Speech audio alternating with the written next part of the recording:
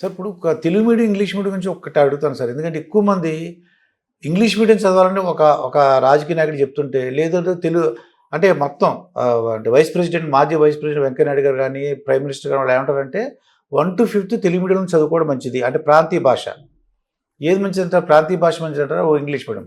వెంకయ్యనాయుడు గారు చెప్పింది పూర్తిగా వాస్తవం. వాస్తవం అండి. ఇప్పుడు ఇది సంస్కృతి విషయం కాదు, పిల్లలకి అర్థమవుతుందో లేదన్న విషయం అర్థం అవ్వాలండి. కాబట్టి ఈ తెలుగు ఇంగ్లీష్ నాకు అనవసరం, హిందీ నాకు అనవసరం, అర్థమైంది పిల్లలకి అర్థమవుతుందా లేదా.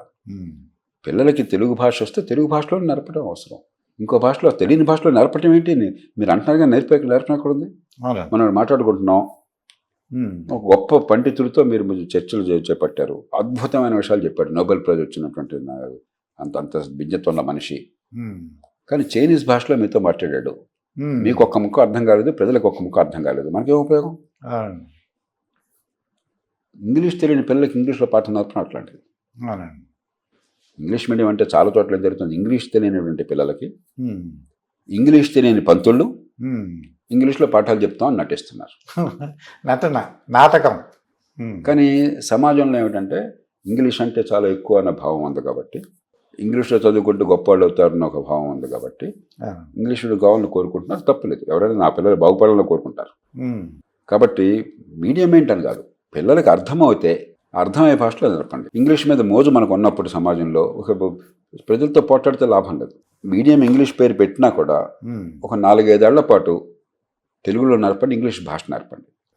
కాన్సెప్ట్ తెలుగులో పట్టుబడి చేయండి. లెక్కలు కావచ్చు, సైన్స్ కావచ్చు,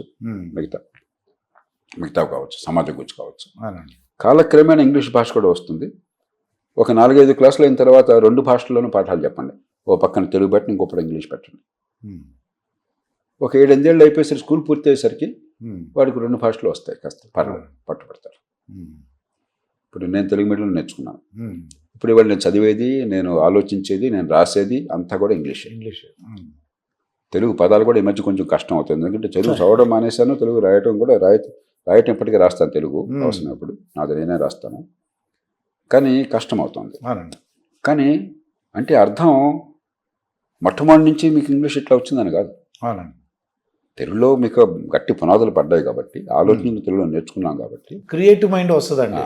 రెండోది కాలేజీకి వెళ్ళిన కొత్తలో నాకు కూడా కొంత ఇంగ్లీష్ నుంచి తెలుగు నుంచి ఇంగ్లీష్ కూడా కొంచెం టైం పట్టింది. నాకు అప్పటికే వాక్య నిర్మాణం తెలుసు, భావ ప్రకటన ఇంగ్లీష్లో తెలుసు, నా వ్యాసాలు నేనే స్వయంగా రాశాను తప్ప ఎవడో డిక్టేట్ చేసింది రాయలేదు నేను స్కూల్ లెవెల్లో కూడా. అయినా కూడా మనకి ఇంగ్లీష్లో పుట్టి పెరిగిన వాడంత ధారాళంగా మీరు ఎలా నేర్చుకుంటారు? టైం పడుతుంది కదా మీకు.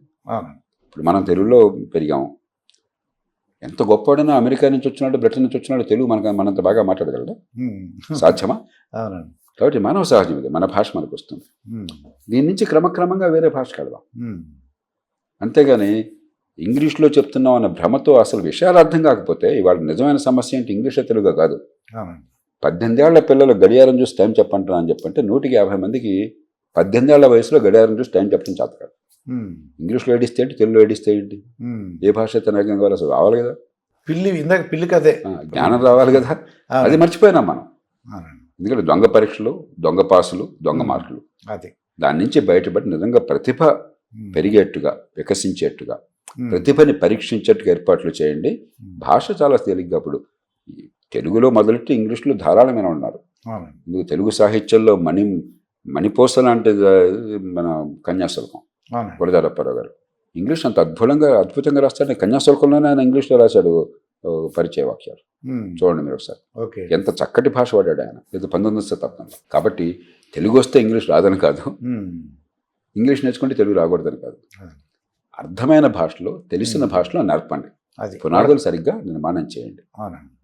ప్రపంచంలో ఆలోచన గారు ప్రతి ఒక్కరు చెప్పేది అదే, ఒక పవిత్ర భారతదేశంలో తప్ప, దక్షిణాసియా ఖండంలో తప్ప మరెక్కడా కూడా ఇలాంటి తిక్కమక మనకు ఉండదు. సో ఇప్పుడు విద్య గురించి చెప్పారు సార్, వైద్యం కూడా మొత్తం ఏదో ఇన్సూరెన్స్లు అంటారు, ఎంత గొప్పడైనా సరే మీరు తీసుకోండి, ఈ పథకం తీసుకోండి, ఇలా గవర్నమెంట్ పథకం అంటున్నారు సార్. ఇది అలా కాకుండా క్లియర్గా మన భారతదేశంలో ప్రతి ఒక్కడు కూడా ఇన్సూరెన్స్ అంటే హెల్త్ ఇన్సూరెన్స్ అండి, అది ఉంటే బాగుంటుంది అనిపిస్తుంది సార్ నాకు. క్రమక్రమంగా ఆ మార్గానికి వెళుతున్నాం మనం. కానీ మన సమస్య ఏంటంటే ఆరోగ్యం ఖర్చులేమో పెరిగిపోతున్నాయి, కొత్త కొత్త ఇప్పుడు టెక్నాలజీ. నేను హెల్త్ ఇన్సూరెన్స్ తీసుకుంటే నెలకి సంవత్సరానికి 40,000 50,000 కట్టవలసి వస్తుంది సార్. అసలు ఏంటి ఇది అని. కానీ ఇప్పుడు ప్రస్తుతం ఉన్న పరిస్థితుల్లో ప్రభుత్వం ఎంత కడుతుంది? ప్రభుత్వానికి బోల్డ్ పనులు చేయాల్సి ఉంది. మౌలిక సదుపాయాలు, మరి రోడ్లు, పెట్టుబడి ప్రోత్సహించడం, రోడ్లు కావచ్చు, రవాణా, మిగతా అన్ని రంగాల్లో మనం మార్పులు చేయాలి. మంచి విద్య, ఆరోగ్యాన్ని అందించాలి, చట్టబద్ధ పాలన ఇవ్వాలి, దేశ రక్షణ, శాంతి భద్రతలు, న్యాయం అందించడం ఇవన్నీ కావాలి. కాబట్టి ప్రభుత్వం ప్రపంచంలో ఏ దేశంలోనూ కూడా ప్రభుత్వాలు చేయలేకపోతున్నాయి.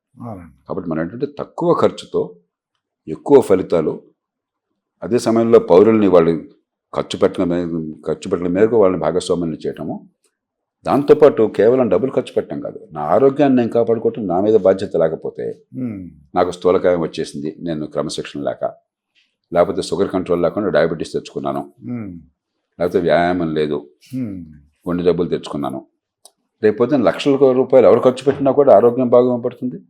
కాబట్టి నా ఆరోగ్యం బాగు చేసుకోవడం నాకు కూడా ఒక ఇన్సెంటివ్ కావాలి. దానికి ఆ రకమైన వ్యవస్థ నిర్మాణం చేయాలి. సింగపూర్ లాంటి దేశాల్లో అలా చాలా జాగ్రత్తగా ఆలోచన నిర్మాణం చేశారు. ఇదిగో నీ ఖర్చు అంతా నేను పెట్టుకుంటానన్నా కూడా ఉపయోగం లేదు, చూడడానికి బాగుంటుంది కానీ ఆరోగ్య ప్రమాణాలు ఏం పెరగవు, ఖర్చు వీడి వల్ల అడ్డుపడుతుంది అంతే. ఆరోగ్యం పెరగాలి కదా, చివరికి ఆరోగ్యం ఉండేలా చూసుకోవాలి. అది పెరగాలని చెప్పంటే చాలా చాలా లోతైన ఆలోచనతో నిర్మాణం చేయాలి వ్యవస్థ.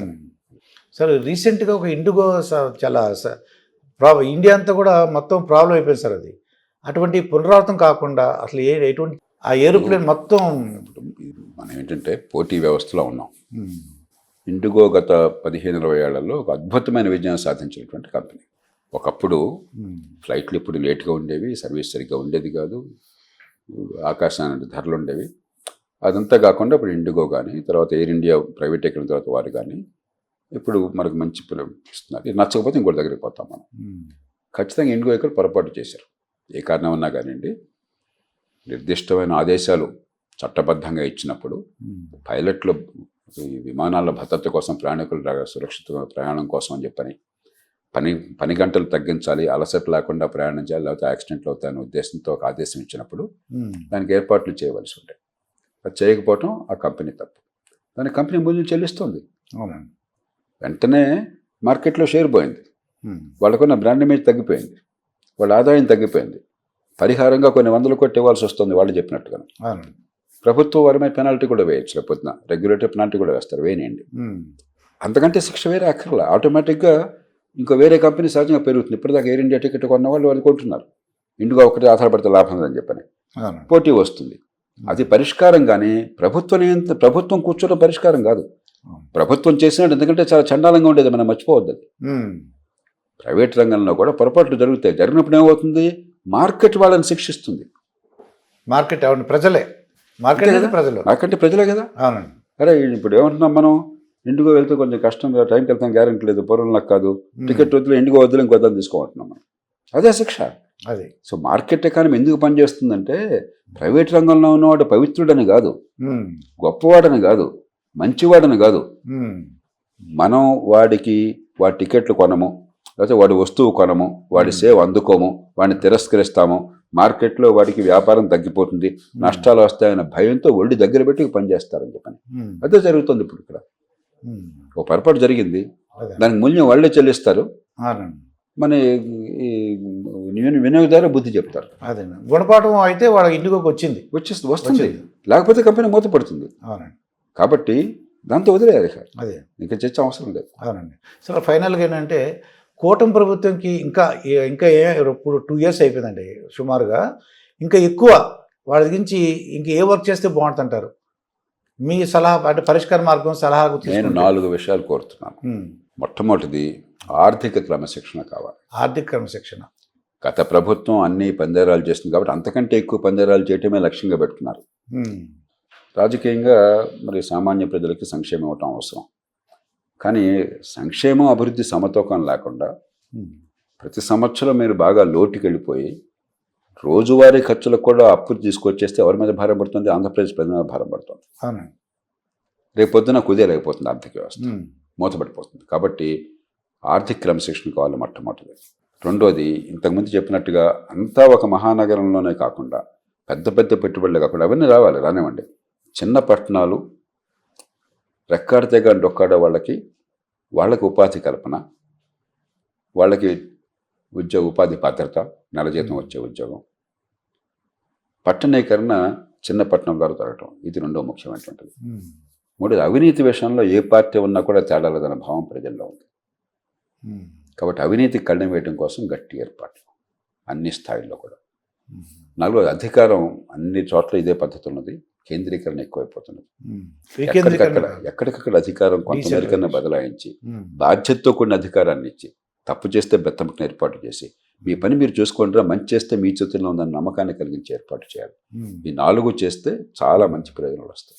అంటే ఒక బిల్డింగ్ కట్టాలి 4 స్తంభాలు సార్, 4 స్తంభాలు మెయిన్ అంటారు. మీరు చెప్పిన 4 పాయింట్లు కూడా నడుచుకుంటే వాడు అన్నట్టు 15 సంవత్సరాలు 20 సంవత్సరాలు కూడా ప్రజలు ఆదరించడానికి అవకాశం. ప్రజలు నిర్ణయం చేస్తుంది చెప్పి అధికారులు ఎంతకాలం ఉన్నారు అన్నది అది గొప్పతనం నిదర్శనం కాదు. అదండి, ఎంత బాగా చేశాము. అది మీ వల్ల ఎంతమంది జీవితాలు మారుతున్నాయి, ఎంతమందిని ప్రభావితం చేశారు, అది గొప్పతనం నిదర్శనం. కానీ అధికారము, డబ్బు, హోదా, పదవి ఇవే మా గొప్పతనాన్ని తార్కాణం అనుకుంటే అంతకంటే మూర్ఖత్వం మరొకటి లేదండి.